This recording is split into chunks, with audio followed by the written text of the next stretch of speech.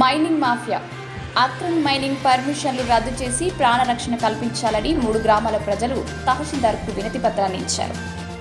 సంగారెడ్డి జిల్లా హత్నూర మండల కేంద్రంలో ఉన్న గణపతి కంకర మిషన్ కారణంగా సమీపంలోని హత్నూర నాగల్దేవులపల్లి బ్రాహ్మణగూడ గ్రామాల్లోని నివాసీలకు పగుళ్లు ఏర్పడి అధికారులకు ఫిర్యాదు చేశారు.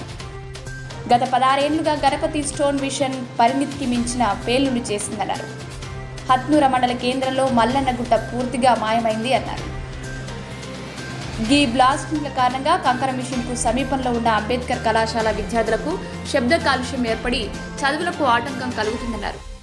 అధికారులకు ఫిర్యాదు చేసిన వారిలో హత్నూర గ్రామ సర్పంచ్ వీరస్వామి గౌడ్, మాజీ సర్పంచ్ ఆకుల కృష్ణయ్య, మాజీ ఉప సర్పంచ్ వెంకటేష్, మాజీ ఎంపీపీ అశోక్, అంబేద్కర్ యువజన సంఘం అధ్యక్షులు ప్రవీణ్, యూత్ అధ్యక్షులు నందిగాం శ్రీనివాస్, డైరెక్టర్ గడ్డమిది ఆంజనేయులు, శంకర్, ఎంఆర్పీఎస్ నాయకులు ఉన్నారు.